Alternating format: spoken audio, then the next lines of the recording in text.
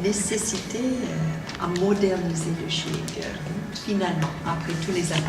Oui, on peut parler d'une modernisation de la GIG, mais moi je parle plutôt d'une actualisation, d'où l'appellation du terme GIG contemporaine pour GIG de notre temps. Ça veut dire que c'est nous qui sommes en 2013 qui permettons de s'exprimer à travers la GIG. Donc au lieu que la GIG soit uniquement quelque chose qu'on a appris et qu'on performe sur scène. Genre d'artefacts du passé. Oui, c'est ça.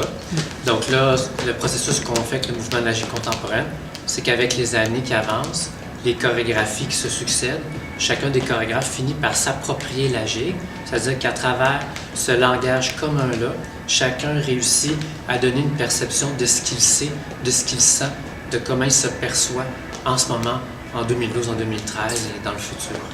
Donc ça devient un vrai langage esthétique pour s'exprimer. C'est comme si on avait un langage commun, qui est la GIG.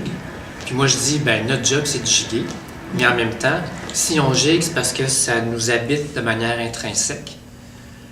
Mais moi je crois que l'avenir de la GIG, c'est justement cette appropriation-là. C'est-à-dire que moi, Luc Fleury, je prends la GIG, mais je livre une part de moi-même à travers ce langage-là.